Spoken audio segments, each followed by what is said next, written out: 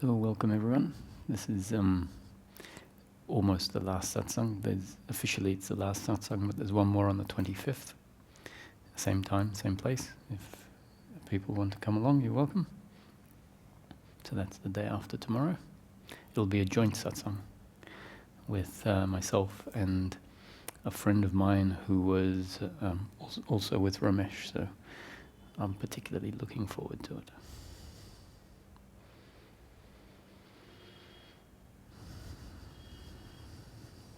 You'll notice, many of you have been here several times, if not every day, that I speak a lot about suffering and the falling away of suffering. And I describe that what we're really looking for, according to the concept that's being put forward here. So remember, these are all concepts. I know from personal experience that they are concepts that are particularly accurate and useful for the process of moving away from suffering in daily living towards a state of peace of mind in daily living. So the concept that's put forward here is suggesting that what we're really looking for, what this spiritual search is all about, in practical terms, is the end of suffering. And you'll notice that that is what we're looking for presented in its negative form, in the form of negation, the absence of something. If we want to present it in its positive form, we call the end of suffering peace of mind. Suffering arises as a form of thought, and in its condensed, concentrated form, a feeling. And so thought is part of the mind landscape. It's not the only output of mind.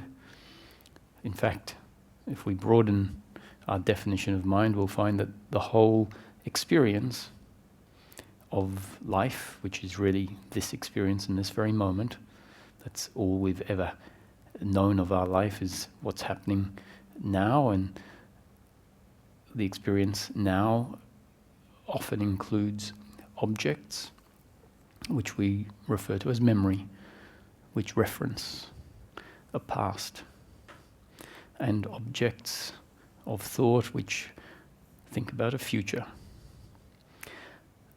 And so that can sometimes make us feel like our experience of life is not just now. When we look at this more closely, we'll find actually all we've ever had is this present moment experience. And that present moment experience is essentially all mind. It's a rising in mind.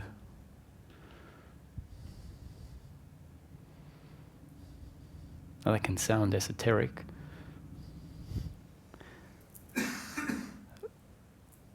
But an investigation can reveal that that's actually the case, that this experience is not necessarily as objective as we might have thought, not necessarily as objective as it presents. That it's actually a subjective experience.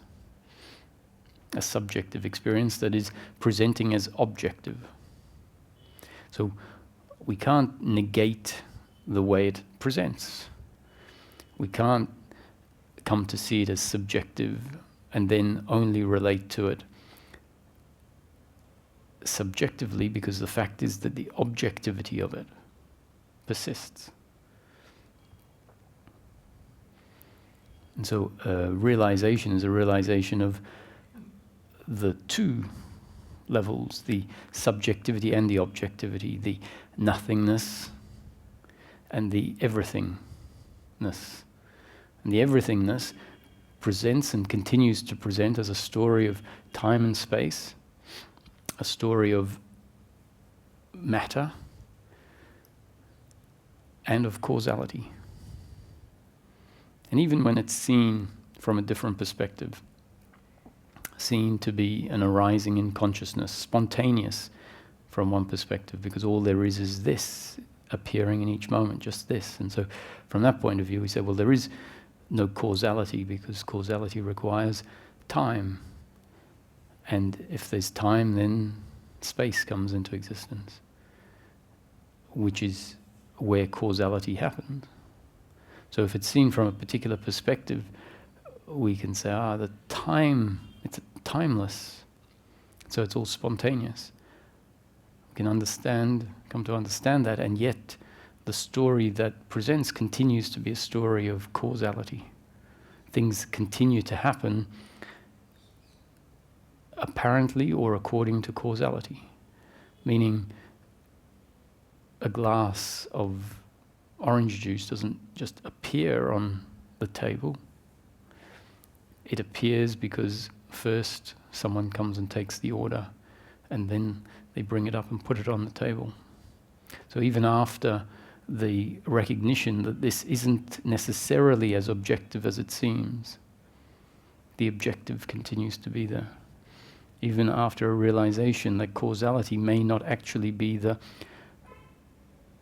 ultimate dynamic,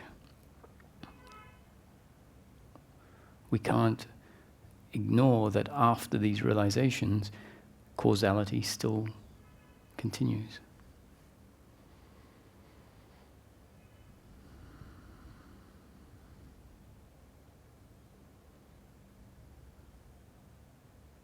So that's why it's valid to approach a seeking from a practical point of view, acknowledging causality, acknowledging the body, acknowledging this world not just as illusion, but as one with what can be seen to be coexisting. So then, if we address it from a practical point of view, we can talk about what does this search and the various insights deliver in practical terms. And the suggestion is it delivers peace of mind in daily living.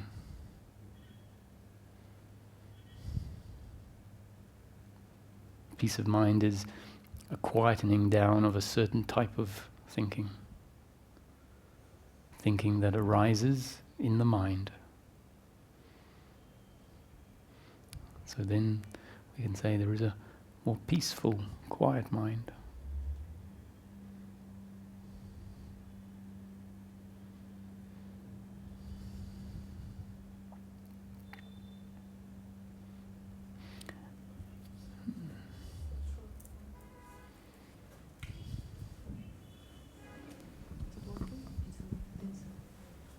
So does that mean that all the negative thinking is not arising anymore? There is no negative thoughts?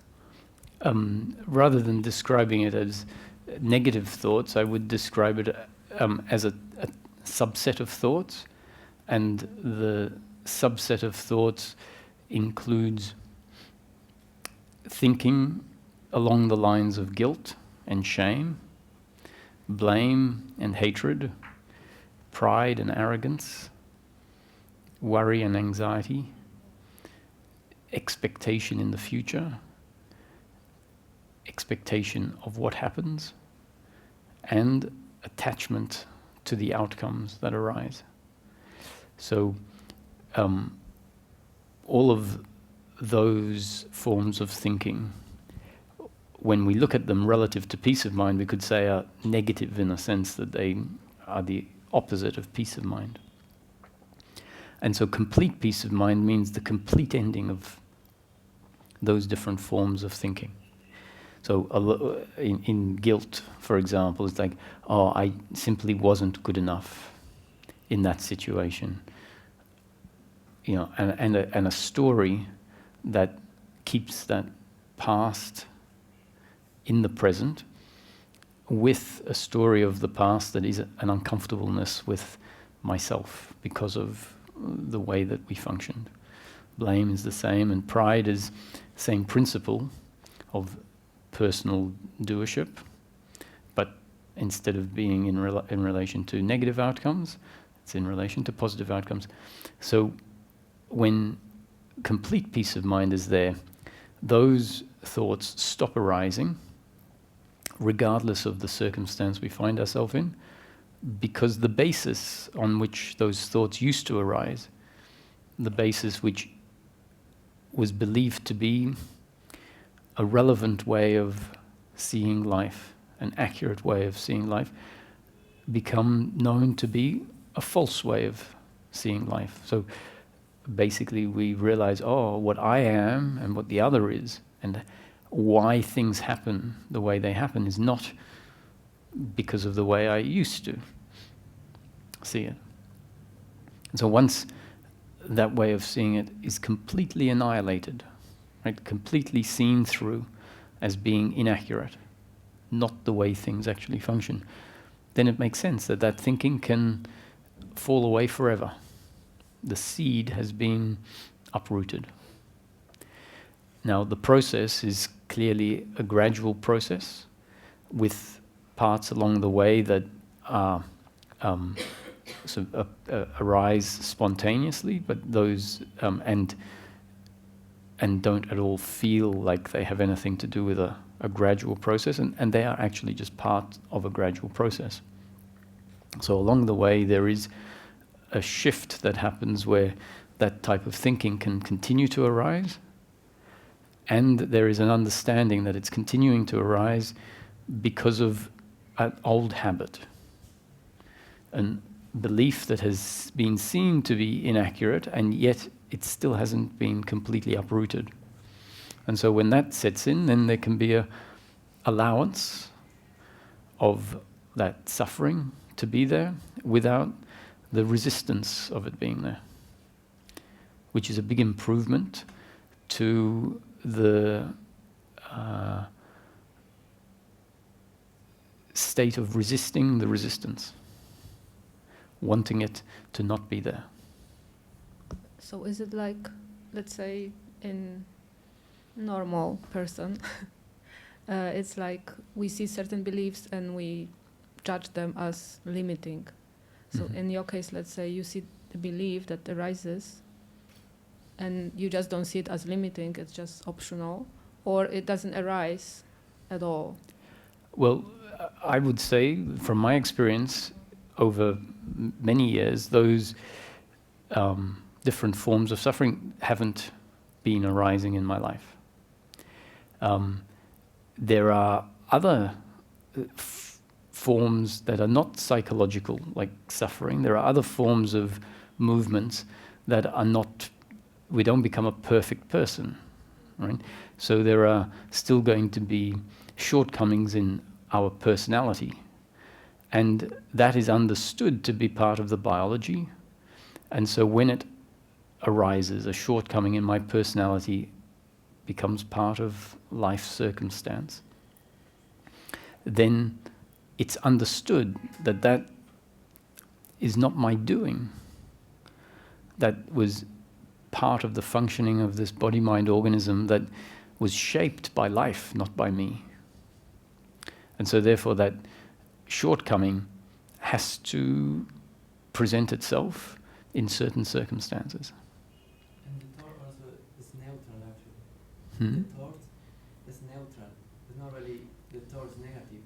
Just the belief in the thought after the negative actually come for the identification of just your own base of what you are. Any thought don't have really like description in self or like a power in self, just a thought. So that becomes that's part of the realization about the nature of thought, and therefore about the nature of suffering, is that we realize actually it is just a thought. It's just a story that in many cases we've seen to be inaccurate. Right? So understanding that about the nature of suffering is part of what brings the suffering to an end. It's one of the insights. When it comes to our biological functioning, It's not necessarily a thought. For example, we might be short-tempered, or we might be tired a lot of the time. And so from one perspective, you could say, well, that's a biological shortcoming to find that you get tired often, or that you are sick, let's say. It's a biological shortcoming. And so some of these are much easier to relate to as well. It's a shortcoming. But something like short-temperedness, we tend to feel like, no, that's something that I can control. And so short-temperedness doesn't have anything to do with suffering. Once the suffering has fallen away, it can continue to arise based on the predisposition of the body. And so that's not a thought. We see it in action. Someone does something, especially, let's say you're tired, and then you notice that you become more short-tempered when you're tired.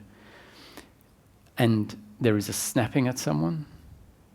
And attitudinally, there is a relationship to that functioning as just a happening in the flow of life.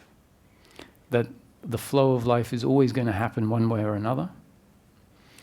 And if the attitude has now changed, whereby the attitude is no longer judging everything as my doing that should have and could have been different, then we find that there is a neutrality on an attitudinal level with the biological response.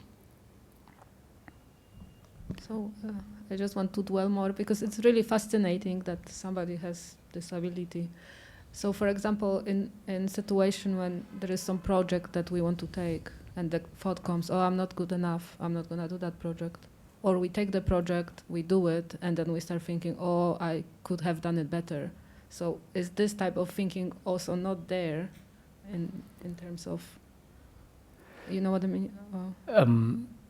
If like it we fits, judge the situation we did, and we said, oh, I could have done it better because, I'm a perfectionist and it wasn't the way I liked it. And it's, of course, psychological thing about it. Or the other one, that we do not take action because we have believed that we're not good enough, which is kind of common, I guess. Sure. So you've heard me describe the thinking mind and the working mind. So all of the suffering based on the belief in personal doership and attachment to outcome. So these are the beliefs at the base of all suffering, and the belief in personal doerships is I am a separate independent entity in complete control of everything that happens through me, and the other is a separate independent entity in complete control of everything that happens through them. So that's part of our false idea of who we are. False because that's not actually what the human being is. They aren't a separate independent entity, and they're not in control of how they function. So if we have the belief, I am a separate independent entity, and I am in control of what happens through me and through the other, well, I'm in control of what happens through me, and they are in control of what happens through them. If we have that, it's a false belief. And highly correlated with that is the belief that not only am I the separate independent entity in control, but I require life to turn out pleasure, pleasure, pleasure, pleasure in order for me to be complete. So that's the basis of the thinking mind. The working mind has the ability to calculate and assess life. And the working mind is functional, it's practical. It doesn't create, it's not attitudinal to life. Whereas the results of the thinking mind are always judging circumstance. Right? The working mind calculates things. It knows how to speak, it knows how to do the dishes. All of that is practical functioning of the working mind. And the working mind can look at a project and it can say, actually the skills that are required for this project are not skills that I have. It's assessing the situation objectively. And it might say, well, in that case, I'm not going to apply for the job. And that's different to judging, that's discerning. So the working mind is very good at discerning situations. And it's not afraid to say, I made a mistake, because it can discern a situation and it can say, actually, the outcome there was not positive relative to these benchmarks. The other form, which is more of the thinking mind, is the thinking mind that doubts itself all the time and therefore is afraid to move forward because of this self-doubt. And often the self-doubt is a misinterpretation of our true self and our true capabilities. And so it's not, when I say this is my experience, it's not something that I achieved through what we would call my personal effort. It's something that happened because life continued to shape me, as it has done throughout all of our lives. It's been shaping us. And it just got to a point where the way I was shaped moved me through asking certain questions and being interested in certain things onto a spiritual path. And then while on that spiritual path, life delivered what was required to bring about specific changes. So the way I see it is that I can't help but be this way.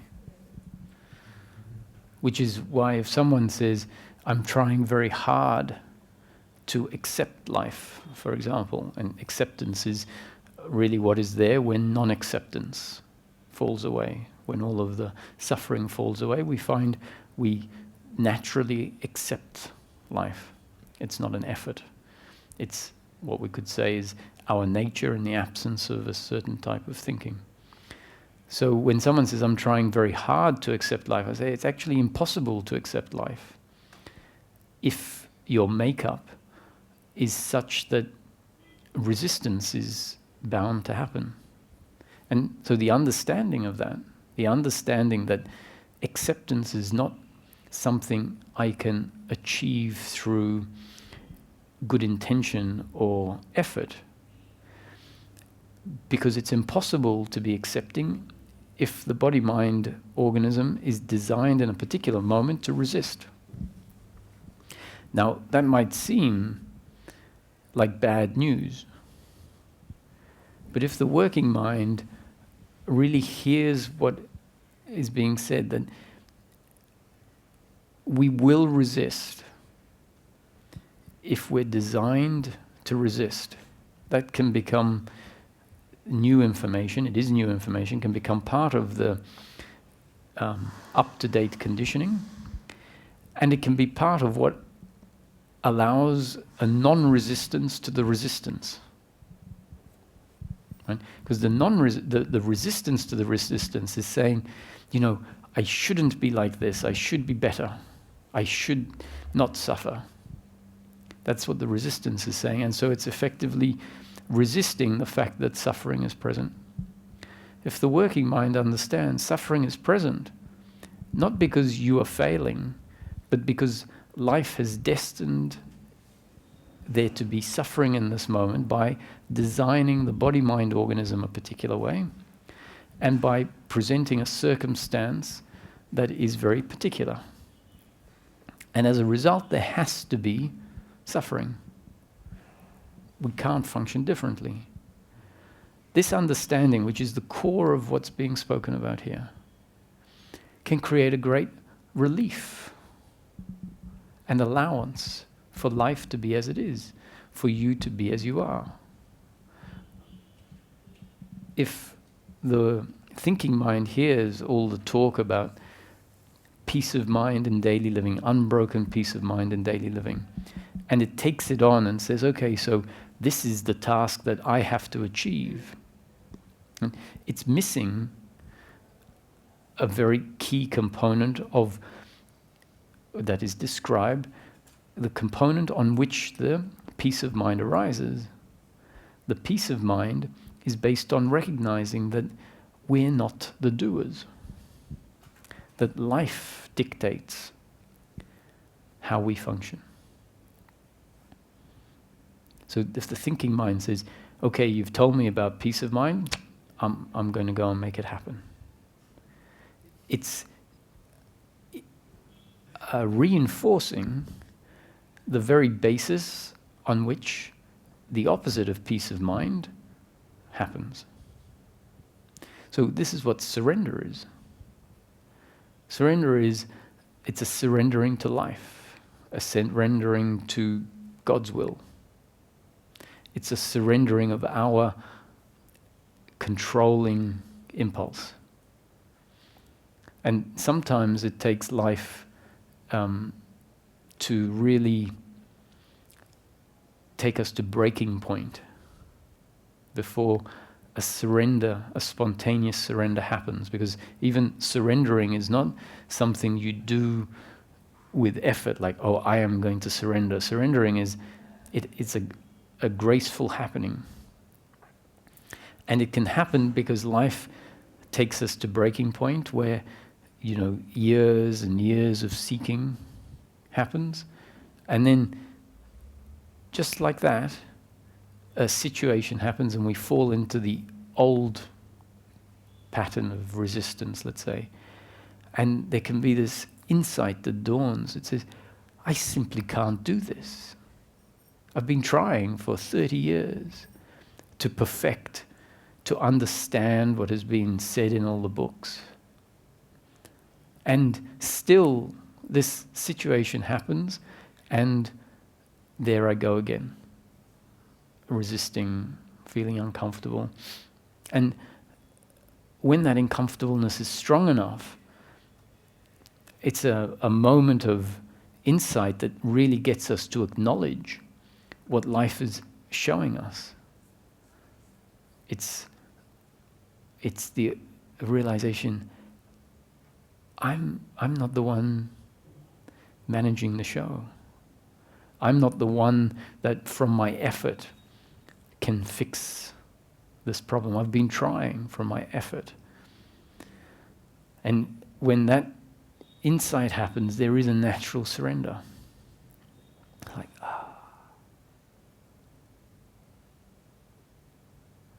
And then the irony is peace.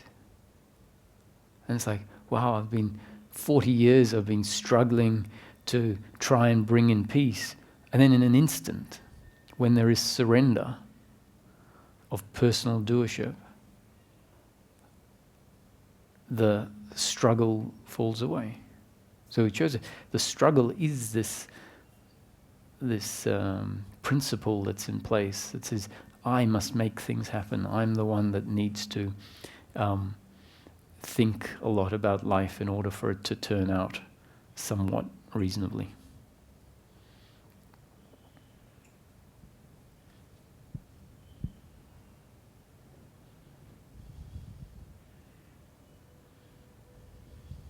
I like what you say about surrender. Just if we use in the meantime, oh well, it's not a very big meantime really, is it? I very like what you say about surrender, but also sometimes it's just, okay, I know guess nobody can do it.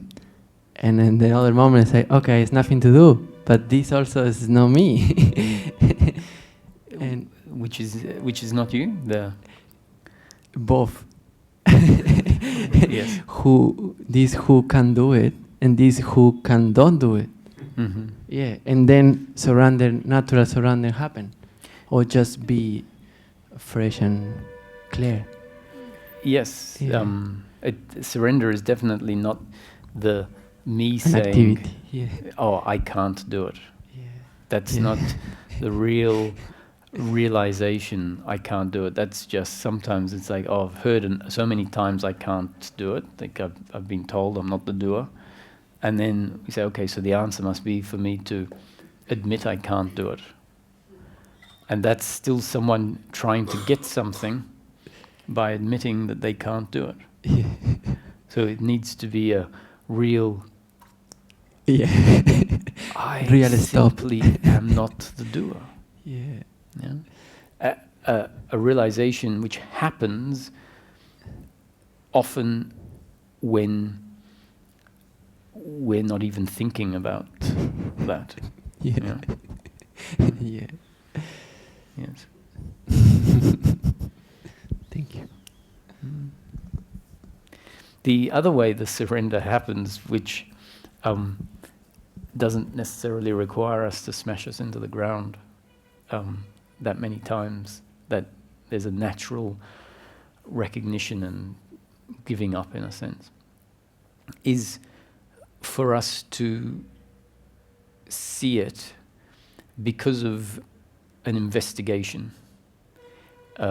Investigation for ourselves based on our own life experience, following pointers. And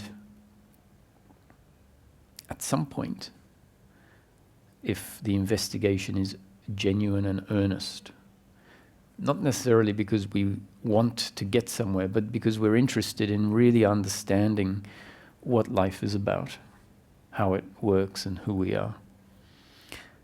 So there's a curiosity, a real, earnest, genuine want to see. And if that's the case, and Nisargadatta often said, all that is required is earnestness, which really means if there's earnestness, the process on that bed of earnestness will unfold. But you can't fake earnestness.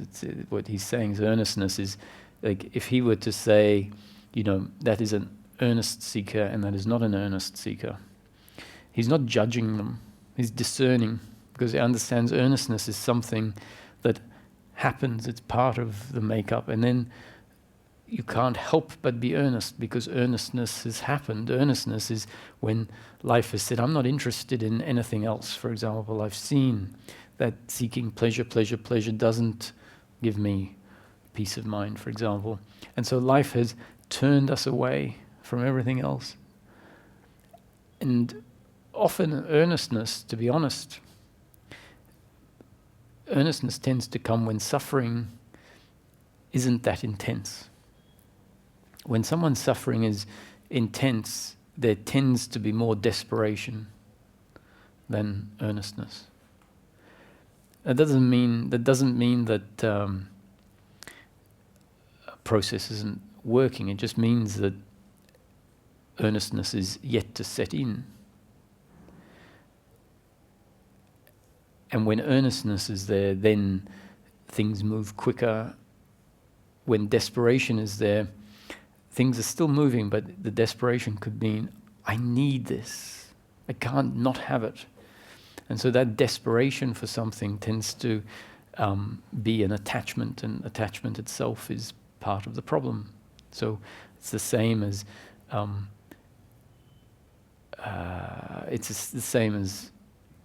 many of the different forms of suffering. If our process is functioning through one of the principles of doership or attachment, then the seeking itself is actually reinforcing the suffering. And we can feel when our process changes, goes through different changes. And part of this earnestness is to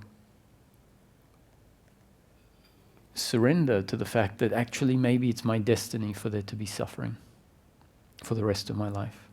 Can you surrender to that? Is that acceptable?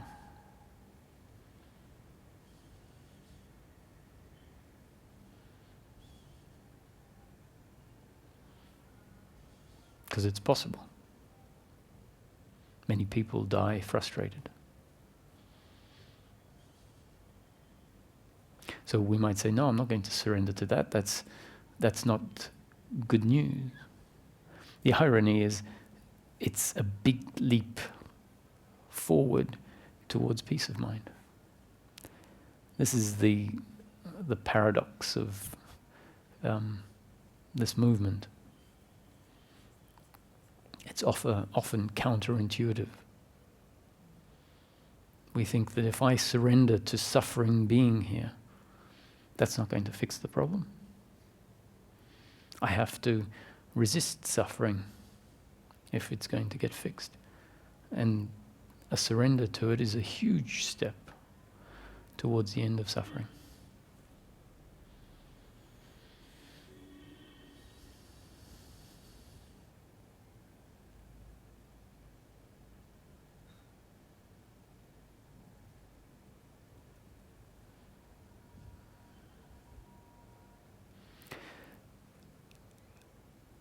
A shift. Oh yes, I think I was... Well, a shift out of thinking into being is a significant part of suffering slowing down.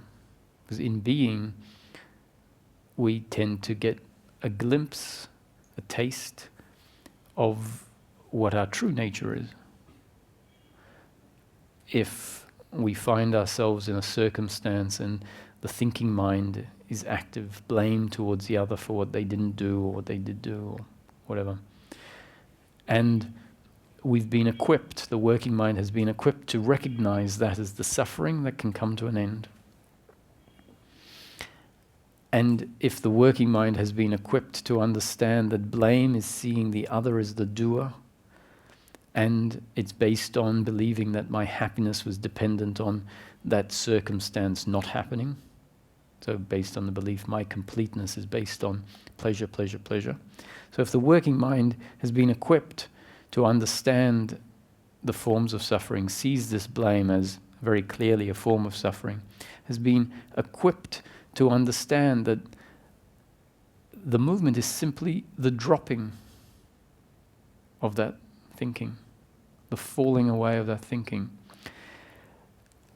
We may well have found that the falling away of that thinking happens when we drop into a gear or a place in the body or in life that is outside of the stream of thought.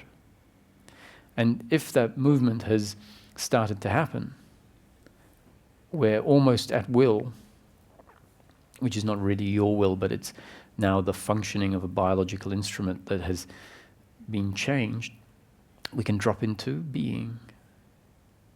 And essentially that means becoming present.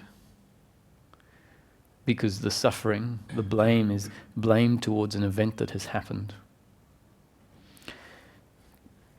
And if that dropping happens in, we realize, here I am. As the blame stops, when we drop in and we remember, what I am doesn't require life to look a particular way. So we remember, we drop back in.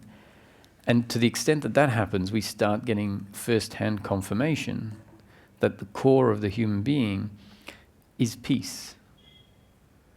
That the core of what I am doesn't require life to be this way or that way. So we have really good example that painful situation happened, blame towards the circumstance, so it's our attitude towards the circumstance was there and that's suffering.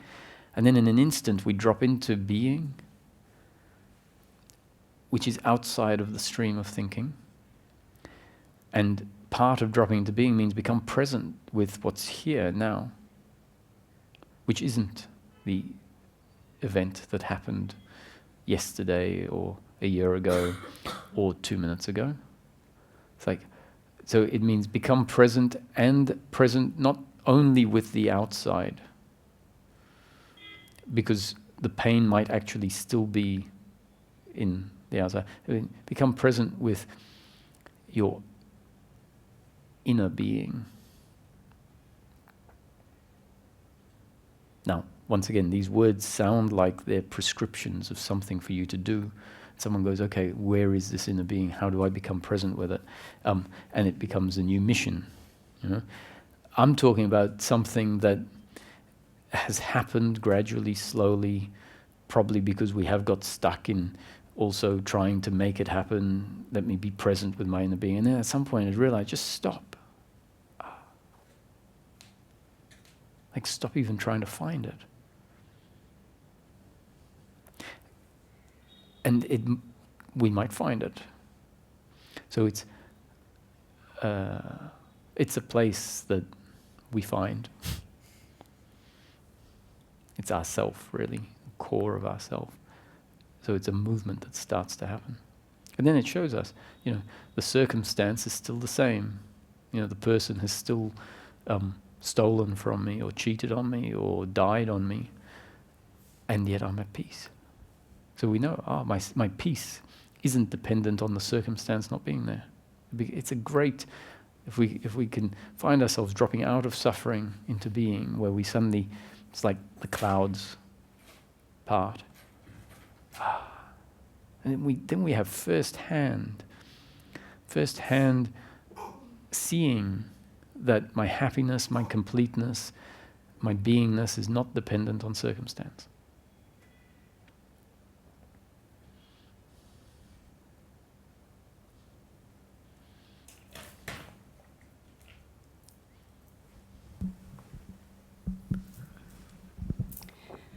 In order to drop into the being, the deep, long meditation is helpful. If you enjoy doing it. Not as a discipline. But Ramesh didn't really recommend it, right? He recommended it if you enjoy doing it. But the drop into the being is we go out from our mind, go over the mind.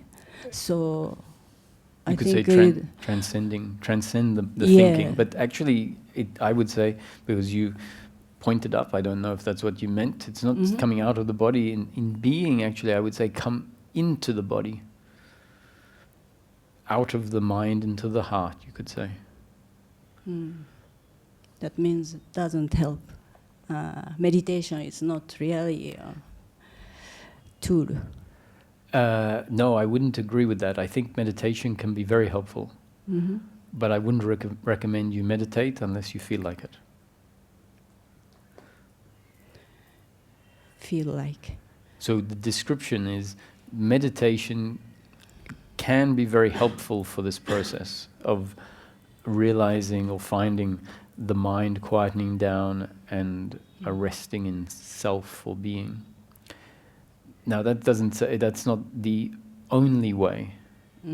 In my process, I actually found I meditated very little. And it was only after certain realization happened that I found myself really appreciating sitting quietly and meditating.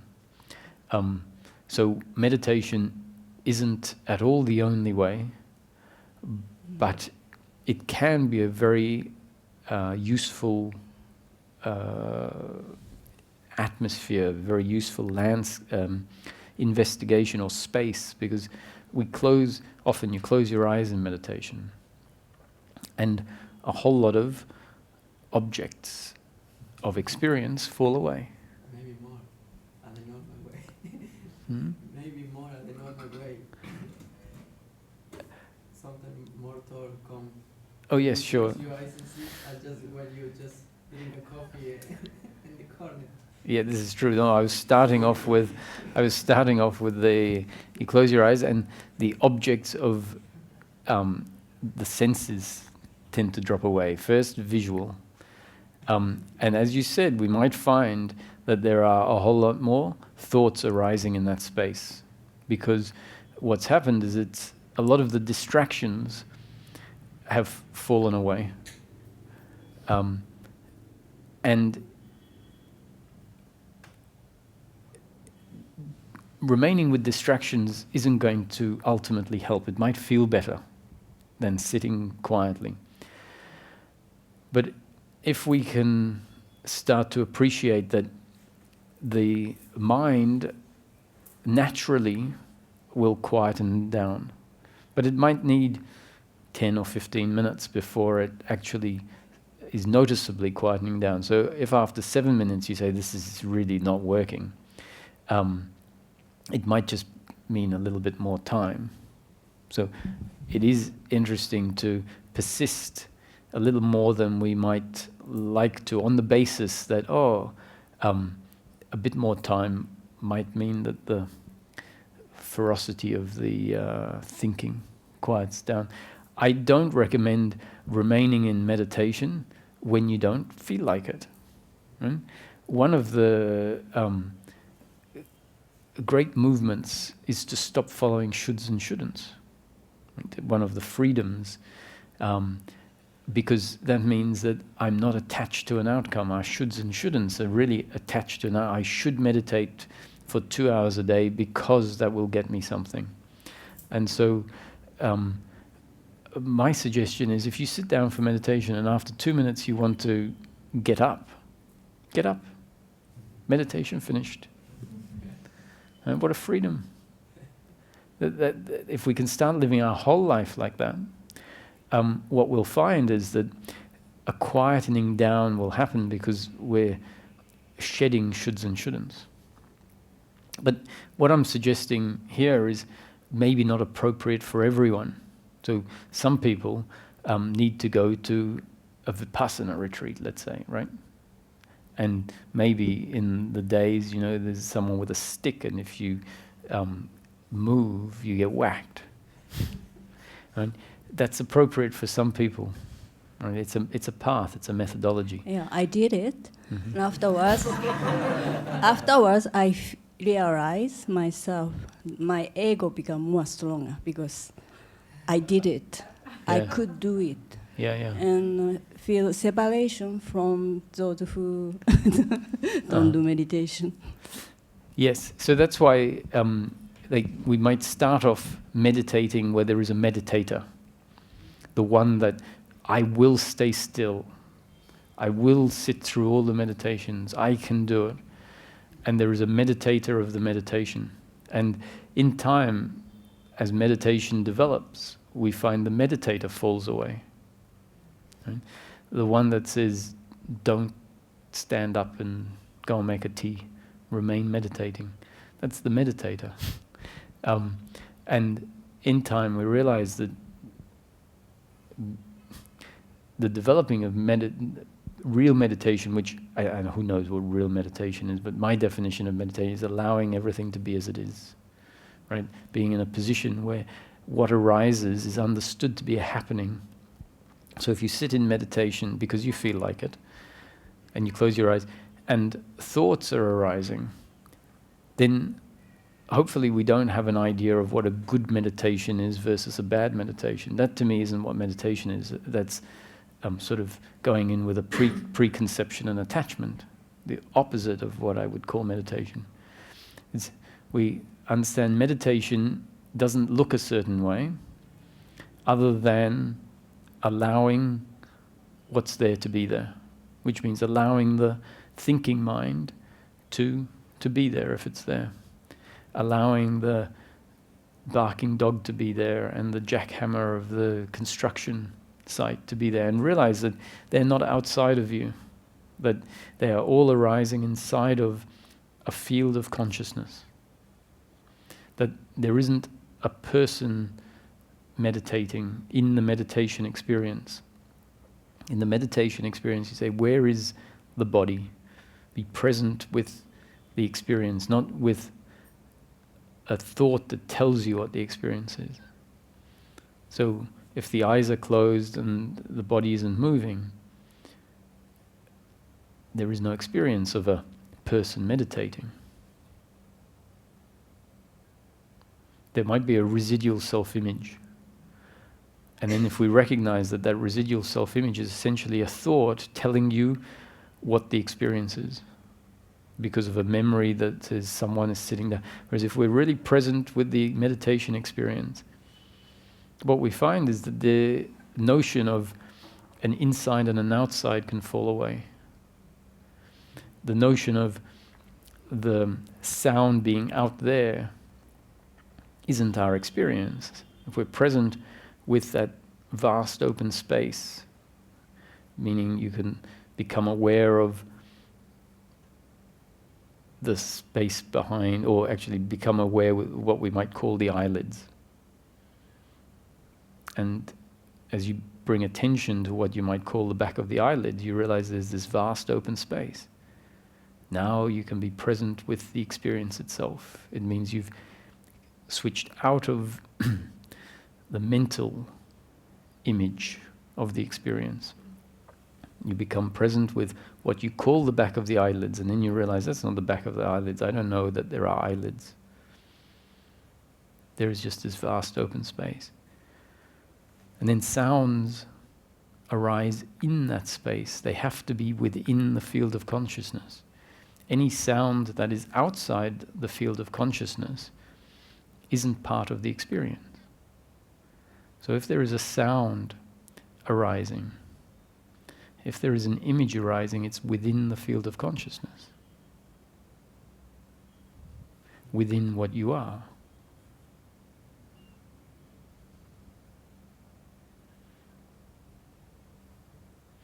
From that perspective, everything is allowed to arise and fall as it does.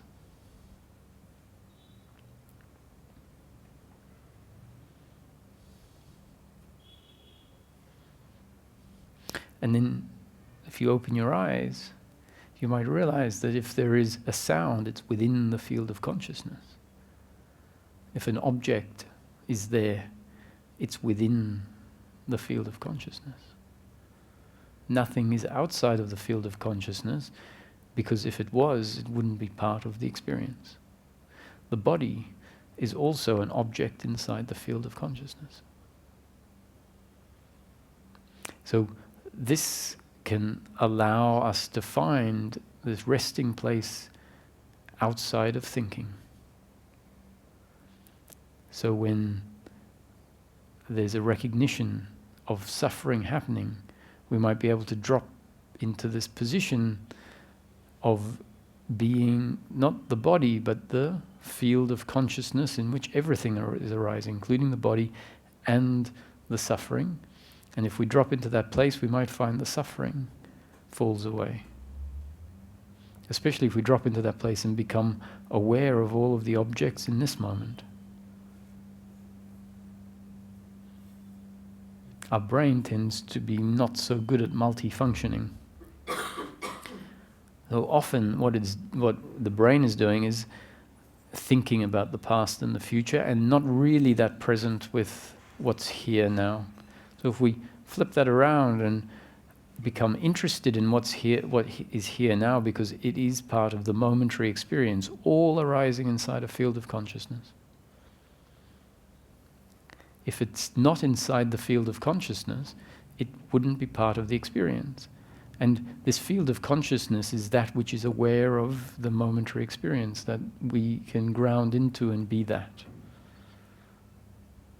And so in coming into the present moment, seeing the full experience as an arising in the field of consciousness, we may find ourselves dropping into this being.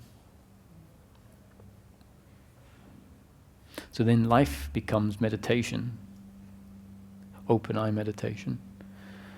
And we see that that position might be aided by a closed eye meditation. So I can't say that meditation is not helpful.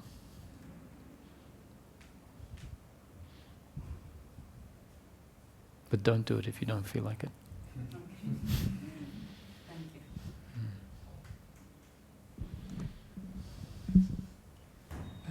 I would like to know what is the participation of the body in the enlightenment process? Is there something like it gets used to it, or something changed for the body, or it's completely separate? I don't know. What role does the body play in the enlightenment process? Is there does it react to it?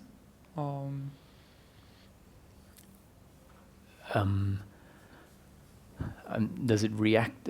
Just if you clarify the question a little bit. For you, when you enlighten, like in the process, is there any change in your body, in I don't know, disease or some problems? I don't know. Okay, let's first talk about this question of enlightenment, right? Yeah. Because I don't go around saying I'm enlightened. Yeah, but the process. But the point is that we have to first define what enlightenment is as a concept, to then say, do I have that or don't I have that? And in this teaching, the definition of enlightenment is living as a human being in daily life with the absence of suffering. In other words, living as a human being, daily life with continuous peace of mind. That's the definition of liberation or enlightenment in this teaching. It's not saying anything about special powers or states of oneness. In practical terms, after all of the different processes, realizations, insights, which are going to be different for different people, in practical terms, what this teaching is saying is that what is available is to continue to live in life with peace of mind. Right? Then I would, and I encourage, and someone asked the question yesterday, I think it's a great question to ask someone who's talking, whether they have what you would like, what you think you're seeking.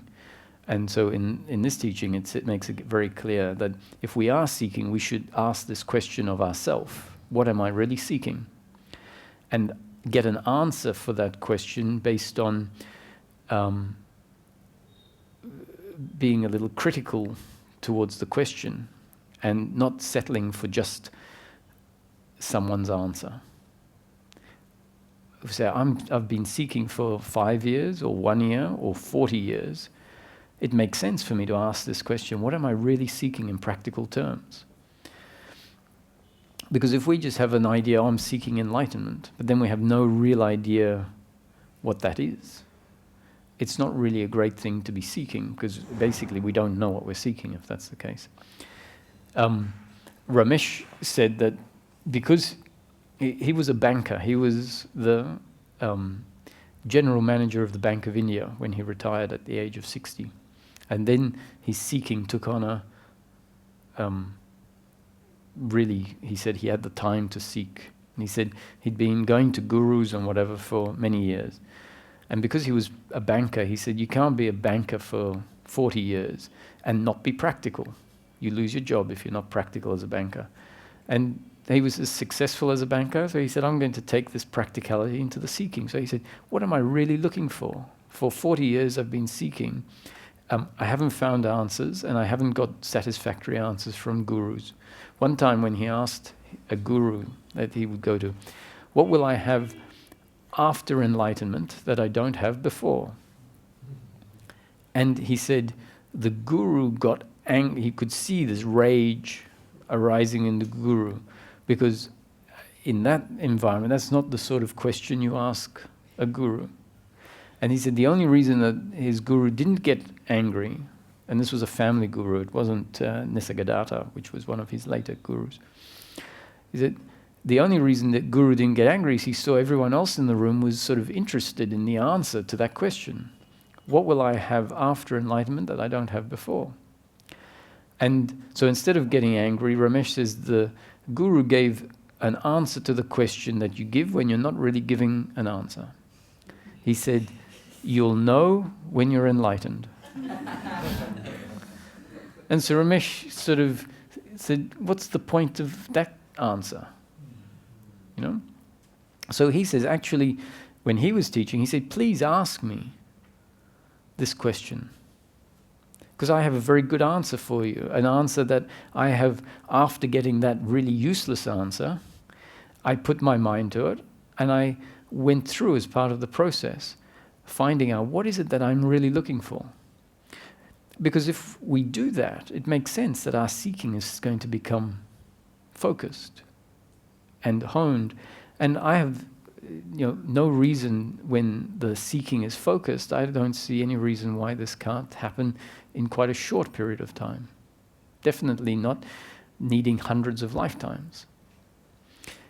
The fact is that it might have needed hundreds of lifetimes before we ask this question and make it really practical and become focused. But if we find that focus happening, then actually the process should be very efficient. So at the beginning of these teachings, we say what we're really looking for. So if we ask this question of yourself, and then it gives you an answer, but not an answer for you to believe, but something to sort of guide your further contemplating about this question. It suggests what we're looking for is the end of suffering. That's in practical terms. And that is peace of mind and daily living. And so that's the suggested answer, but don't believe it. So then you have to go to your own experience. And Ramesh would suggest, in those times when you can put your hand on your heart and say, in this moment I'm not happy. Look and see what's there. And the suggestion is you'll find one of the 5 forms of suffering. And you'll realize that actually my unhappiness is this suffering. And then you'll conclude, okay, if that is the time I can put my hand on my heart and from my own experience and say, I'm not happy. Then the suggestion, once again in the teaching, which you might start to observe, is that actually happiness for the human being, which we can't really answer what is happiness because we don't have it, right? But we can start to deduct and say, okay, maybe happiness for the human being is just the absence of this unhappiness. Right? And as that starts to become clearer, so each time we feel unhappy, we look and we see that these different forms of, one of the different forms of, or several of the forms of suffering are there,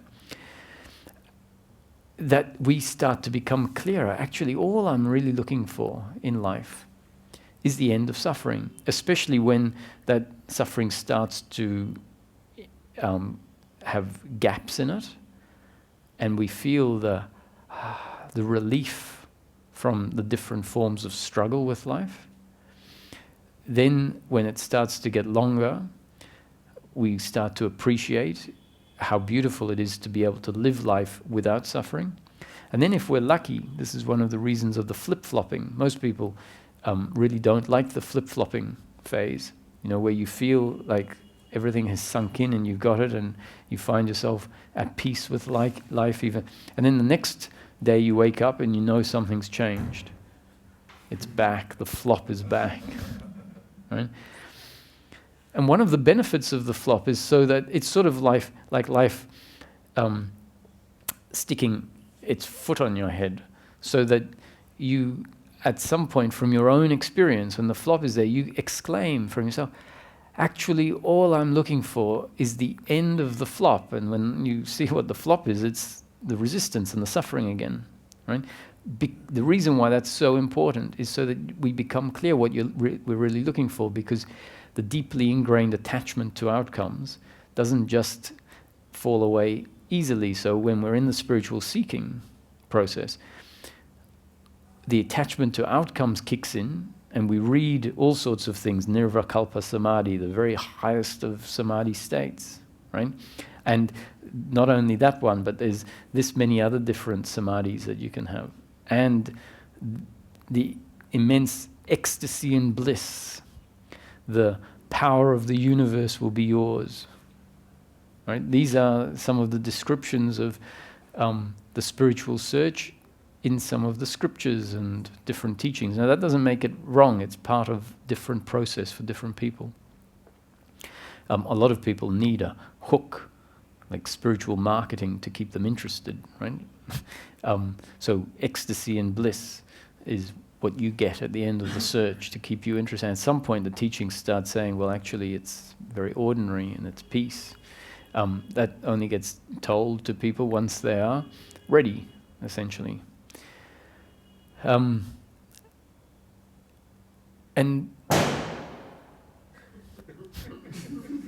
so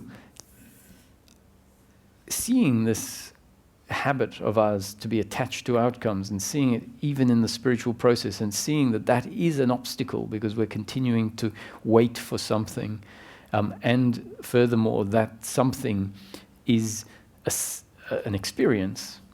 The quality of it is something added in. And so this realization that what I'm really looking for is just the end of suffering, peace, is profound.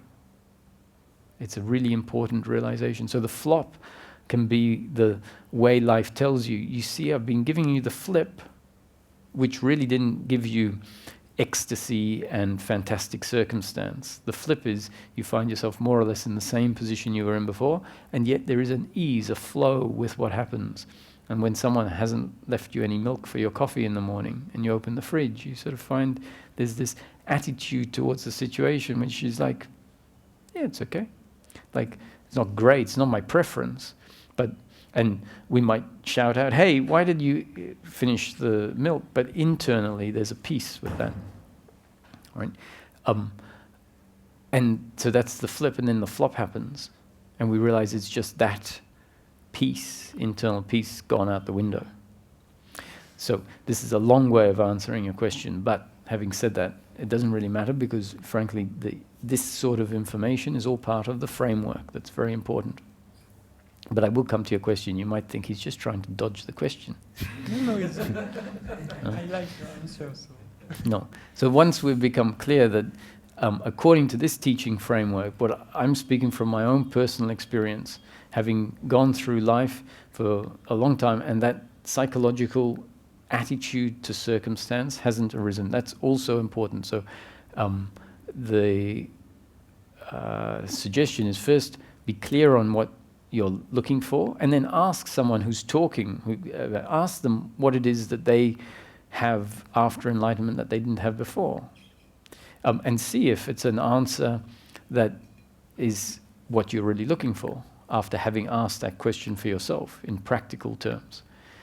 Because a lot of people that are talking may not be able to, or may be talking about something else. Right? So you want to qualify. Should I spend the next 3 years following the pointers put forward? I need to make sure up front whether it's worth following those pointers. So your question is, what is the role of the body? What are the changes in the body as a result of this process? And contrary to the descriptions given, I would say enlightenment is all about changes in the body-mind organism. The liberation that ensues, you could say, is not so much of the body-mind organism, because there's a falling away. And so the freedom or the peace is not mind-created. And the freedom or the peace is arresting in an aspect of the human being that was covered up by all the thinking. And so that's why often we're told that the process of enlightenment or enlightenment has nothing to do with the intellect, for example. I think that's nonsense. I understand why it's said, because we're so obsessed with thinking that we sometimes need to be told, stop thinking, you're not going to find the answer there. And what is being encouraged is a stopping of the thinking mind that is trying to get something. So some teachings will tell you the process has nothing to do with your intellect. You can't think your way into freedom. Right? It's actually not true, but it's very useful for some people at some point. The process is really about hearing teachings, reading teachings as pointers that give you the right new conditioning. So when you have some teachers saying that they're not giving you a teaching, they're not a teacher and there's no teaching. It's also nonsense in a way, but I don't mean that they're saying rubbish. It's that it's a very appropriate teaching, because the thinking mind is sort of saying, well, if you're giving me a teaching, great, because now I've got all this knowledge that I can use to get somewhere. Right? But even when they're telling you that there's no teacher and there's no teaching, who is receiving that information? A seeker. And it's changing the way the makeup of the seeker is, in a way that is beneficial to the change that is needed. And so in this process, it is always the makeup of the body and the mind that changes. And as the body and the mind change, and the body and mind is essentially a vehicle, an instrument through which consciousness is functioning, and therefore the experience is highly influenced by the nature of the body-mind instrument. And so when certain shifts happen, the shift feels like it has nothing to do with the body-mind, except the shift happens after the body-mind has been influenced significantly by teachings and by contemplating and by meditation. All of that is bringing about changes on the level of the body-mind. And so then, as the process is happening, where change is happening on the level of the body-mind, what changes are actually happening in the body-mind? Essentially, it's a falling away of beliefs. It's a falling away of the way the brain functions in relation to relative objects, including thoughts, which are relative objects. So these shifts that happen are essentially a shift where the brain then starts to relate to objects from a sort of a step back. And that stepping back tends to happen when the brain realizes that thinking, for example, is limited, is relative. And so it says, well, I can't believe what my thought says. I have to see the thought as an object. When the thought isn't seen to be something relative, meaning something that can only know so much, let's say, and if the input from the external world which is also limited, it's the input from the external world which allows the thought to come to certain conclusions. So once we see that thinking is a completely relative process done by a relative instrument, the brain is a machine, an instrument, so it's relative. Once the brain itself realizes that it is a relative instrument and its outputs are relative, then the relationship to those objects, including the objects of perception, which also are outputs of cognition, are seen from a perspective which we could call witnessing, whereas before, when all of the objects were taken to be absolute, there wasn't any distance from them. So the process effectively is the brain starting to relate to the external world, which isn't actually an external world, it's an internal arising. It's all part of cognition. Starts to relate to all of this as less absolute than it did before. Relate to emotions as less absolute, feelings as less absolute, thoughts as less absolute, what's happening in the flow of life as less absolute. So that, to me, is a shifting in the structure and the way the brain functions.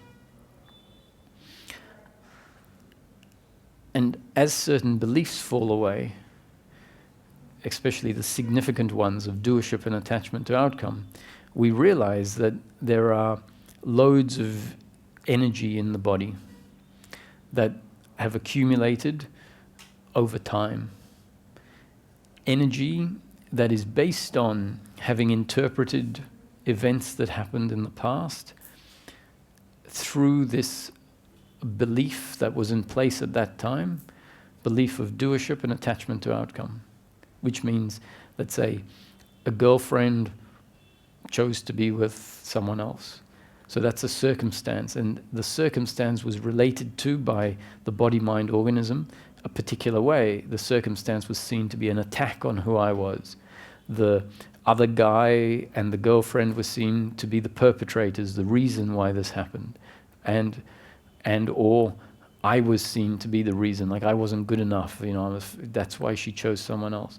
So however the circumstance was related to attitudinally, we see is based on this belief in personal doership and attachment to outcome. So a load of hatred towards the girlfriend or towards the other guy or towards yourself arises. It becomes our experience at that point in time. It can't be different because that's the way we had our makeup. And that uncomfortableness, that uncomfortable feeling with life, with the other, is so uncomfortable. So the body eventually figures out a way of improving the situation. And the best it has, at certain points in our life of improving the situation, is suppressing the feelings. And so that load of energy is essentially unprocessed, and it means that we have loads of energy that include in them, they are where the belief in doership and attachment to outcome reside. So as we start seeing intellectually that life is a happening, and that the human being is part and parcel of life, that we have been grown by life, and that we've been designed by life, and that all of these circumstances, human relationship, etc., is all a play of life happening exactly as it's destined to happen. It's not personal. We're on a ride. We're experiencing the movie of life that has been, according to the concept that Ramesh put forward, life all happened in an instant, from beginning to end. It was a creation that came into existence. And the movie has been written, directed, acted, and it's in the can. And so whatever we say in each moment is exactly what's destined. So whatever event happens in each moment is what's destined. It's not personal. So as we start to see life more and more this way, following the pointers that are pointing at that, we start to see, I'm not the doer. I'm an instrument through which life is functioning. The other is an instrument through which life is functioning. And all of the events that happen are part of the creation of life. So as that's happened, intellectually a belief changes. And it starts to fall away. And as that falls away, a whole lot of energetic systems start rewiring, because there's all of these energy packets in the body based on this belief. So if the belief changes on the intellectual level, the change that happens here starts happening in all of these energy packets that are based on that same belief structure. So then we can start feeling a lot of energetic movement in the body. It's an invitation. It's essentially everything that has been suppressed now starting to move in the system. An opportunity for it to come into the conscious from the unconscious. So when we appreciate that feeling dropping into the body is a very significant part of the process. So one part that we spoke about earlier on is coming to witness from a place of not being the body, being the awareness that is aware of everything that's happening. That is part of this shift in the brain of seeing things more relatively than we did before. Seeing them as transitory, coming and going, and starting to have a different story about them. That's one part of the process. That part of the process tends to take us out of the body to an extent. Tends to take us to a formless awareness, witnessing perspective. That's great, but for as long as the body contains these deeply ingrained beliefs of personal doership and attachment to outcome, life circumstance is going to continually trigger those, and we'll find ourselves dragged out of that perspective back into a very involved position. And what we tend to do is want to go back into this sort of formless awareness witnessing, because when we do that, the suffering can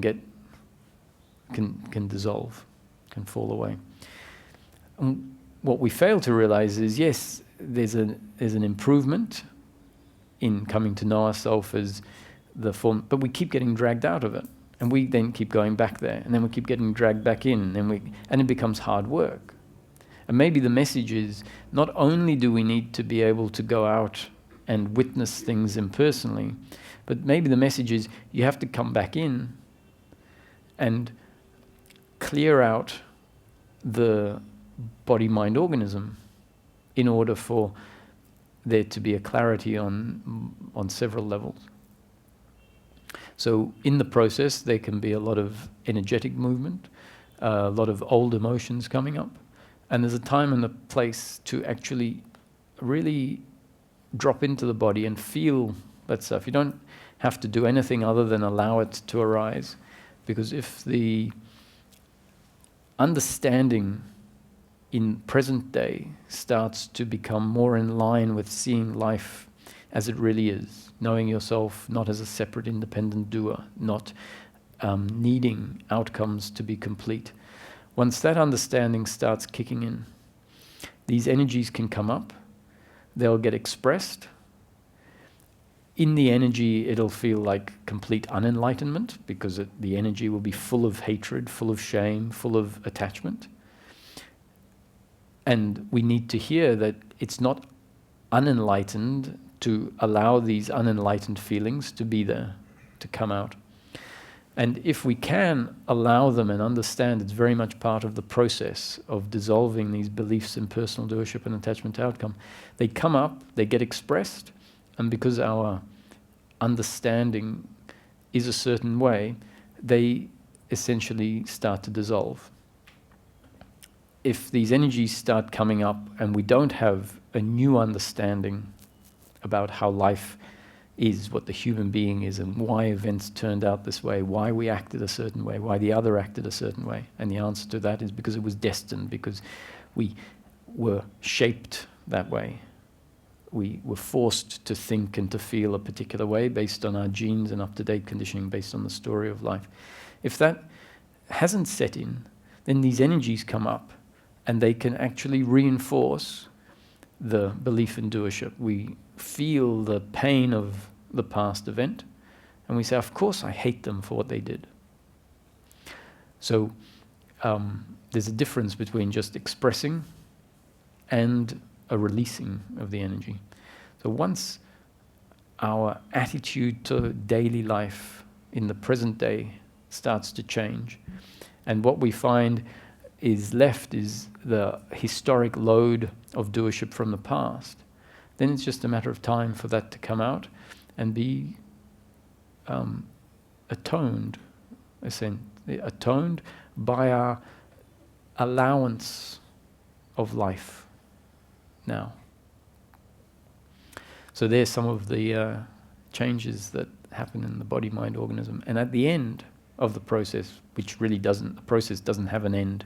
The process there are phases to the process. So you can have a phase where suffering no longer arises, but there's going to be a continuing refining until death. But a very significant phase, in fact, to me, all that's really needed is the end of suffering. So at the end of the process of all this stuff coming out, where we find I just don't find myself reacting to life. Not a personal achievement, it's just like I'm impressed, or I'm surprised that this event, this circumstance happened, and there was no attitudinal resistance to it, no hatred towards the other, no hatred towards myself, no expectation that it'd be different. We are still the person at the end of the process. The body doesn't dissolve. So we're still the person living daily life, encountering circumstances, still having our good sides, our bad points, our personality, but a completely different attitude to what's happening.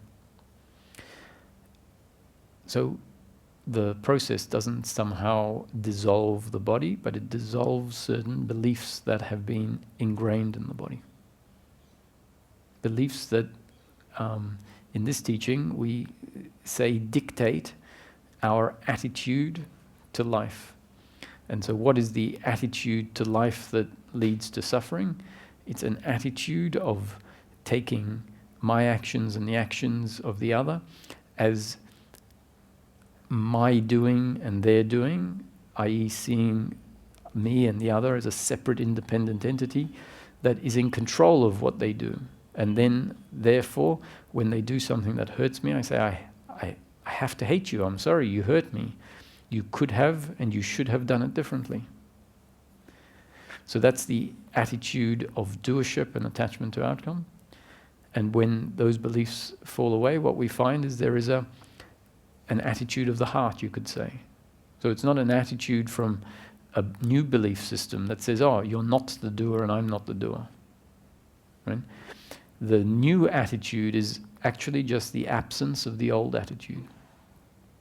So that's essentially what changes. Thank you.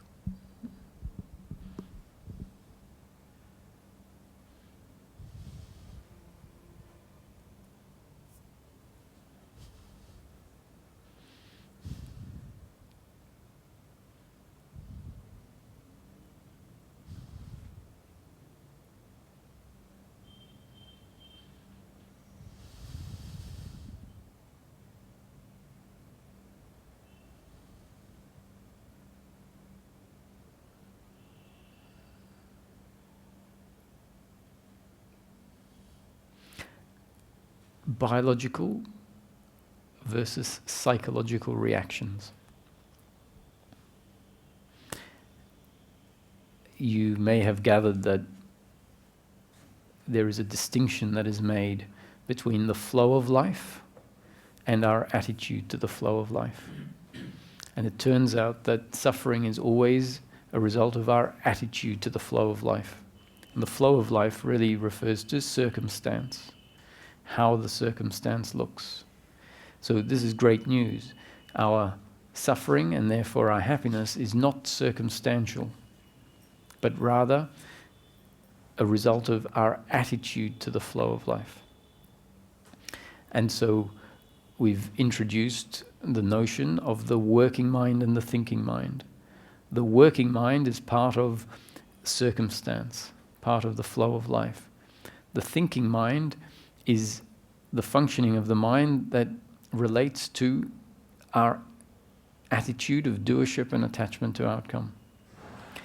And so linked to these distinctions of the flow of life versus one's attitude to the flow of life, linked to the working mind, which is part of the functioning of the body, and the thinking mind, which is part of the attitude to the flow of life, is the notion of biological reactions and psychological reactions. A biological reaction, which is based on our genes and up-to-date conditioning, is that reaction that is part of circumstance. The psychological reaction is the reaction in the body which is also a result of genes and up-to-date conditioning. So both of them are effectively a result of our genes and up-to-date conditioning, which we were never in control of. Right? And in each moment we have a specific makeup, genes and up-to-date conditioning.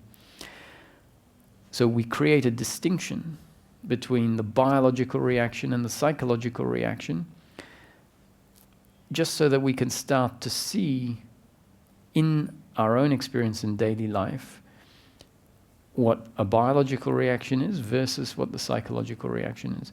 Not to try and change it, because they're both based on the same principle, genes and up-to-date conditioning. However, the psychological reaction is based on a particular type of up-to-date conditioning.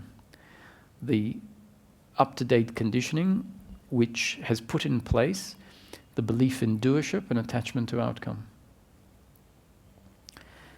And as we see this, what can happen is the psychological reactions start to be seen as psychological reactions. Now, how to distinguish between a biological reaction and a psychological reaction? The word biological reaction can imply that it's just, let's say, the muscles moving and the heart pumping. And so there, as part of our up-to-date conditioning, we have preferences. Preferences are part of the biological structure. And where does a preference come from? Or there are some preferences that are part of the biological reaction. For example, we went to dinner every Sunday at our family home as we were growing up. And we found that we enjoyed that. That is part of our up-to-date conditioning, part of our circumstance, so it's part of our up-to-date conditioning, and it forms part of our biological makeup.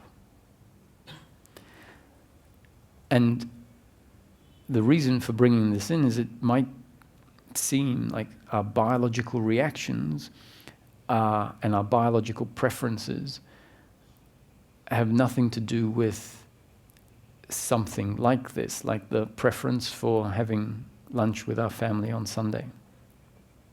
That might seem like a psychological reaction. The psychological reaction is always our attitude to the circumstance. So if we get a phone call that says our lunch on Sunday with the family is cancelled, because it's part of our biological preference, something we like, there's going to be a biological pain. It's like, oh, that's a shame. I enjoy lunch with the family on Sunday. So that pain, if it arises, is a biological preference, or it's a result of our biological preference. And that pain is essentially vertical. It arises vertically in time. Whereas suffering is if an attitude kicks in and says, no, lunch can't be cancelled on Sunday. I was looking so forward to it and it has to be there. Who can I blame for this? Right? Now what's happened is an attachment to our biological preference has kicked in, an attitude towards the biological happening, the biological reaction due to the circumstance, based on our biological preference, and now an attitude that can extend horizontally in time kicks in. So that's the difference between the biological reaction in the moment because of our biological preference and the circumstance, compared to the psychological reaction of blame or hatred or attachment to outcome. So in the same way, Ramesh used to point out that sadness and anger are biological reactions. They happen according to the circumstance and our biological makeup. And this was always very hard for me to understand. It's like when I feel anger arising and I felt into it, I felt, no, that's suffering. That's not a biological reaction. And he kept asserting, Roger, anger is a biological reaction. It arises vertically in time, and it's based on your genes and up-to-date conditioning, part of your biological makeup. And I couldn't understand why he kept insisting that it was a biological reaction, because when I felt it, it felt like suffering. And in time, as I saw it more and more clearly, I realized that I had an expectation that things like anger would end as part of the process of liberation. And so when anger arose, which I didn't appreciate as a biological reaction, in other words, something that was inevitably going to be there, what would arise with it is a judgment of the anger, a resistance of the anger arising. And so what I was actually feeling wasn't the biological anger, but the biological anger wrapped in a judgment and resistance to it being there. And once I realized that anger makes sense in certain circumstances, it doesn't make sense to be pushed towards the edge of a cliff, let's say, by someone who's, by a group of people, and sit Zen or stand Zen and get pushed off the cliff. Right? It makes sense in that situation to push back, to move biologically to get out of the way. So that biological movement is not a resistance on an attitudinal level. It could be a resistance to the circumstance, a response to the circumstance. So if someone steps on my toe really hard, there'll be a biological reaction to that. The biological reaction could be pushing them off. It could actually, in that moment, be getting angry at them, shouting at them. If it's just a biological reaction, it'll arise vertically in time. And then the story about blaming the other for what they did, having an expectation that life shouldn't have turned out that way, that story that normally runs horizontally in time, sometimes for years, doesn't arise. So this recognition of the fact that biological reactions based on our genes and up-to-date conditioning, but not the up-to-date conditioning which is doership and attachment to outcome, because that up-to-date conditioning influences our psychological reaction. So understanding that the biological reaction is going to be there, and sometimes that biological reaction is going to be of pain. So anger towards a situation is painful. Sadness towards the news that a friend has died, for example, that sadness arising is part of the biological reaction of the body. And it's not going to feel pleasurable.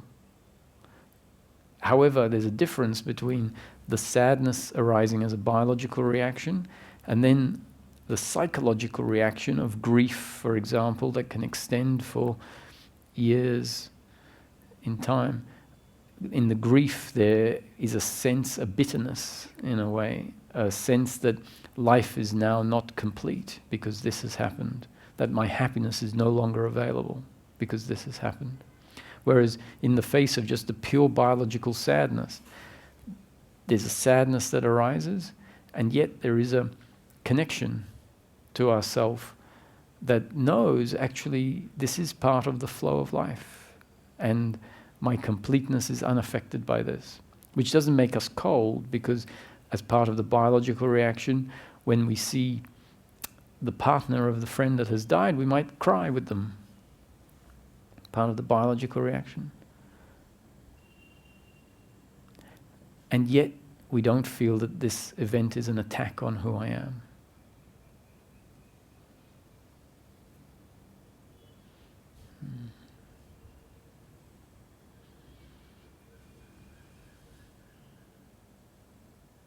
It's the psychological reactions to life that can fall away as a result of our up-to-date conditioning changing. How does our up-to-date conditioning change? The same way that it was put in place.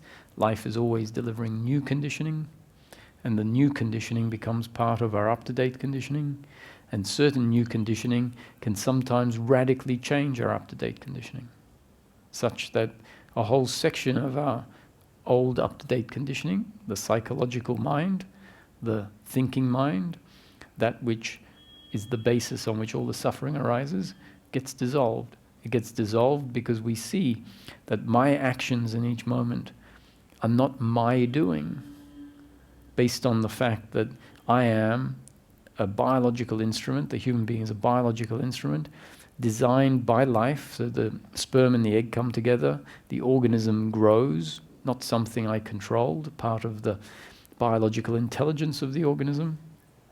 Whether I have 2 arms or 1 arm is part of that growing process, whether my IQ is high or low, whether I like this or that is part of my genetic structure.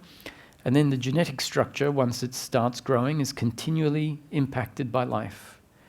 And what happens in life is part and parcel of the structure in each moment. So in this moment, I am exactly the way I am because of my genes and up-to-date conditioning, which is the cumulative effect of all of the new conditioning delivered moment after moment after moment. This is essentially a very simple explanation that we may or may not get according to our genes and up-to-date conditioning in this moment, 2 factors that you and I haven't been in control of. Simple explanation of why feeling guilt and blame and pride happen.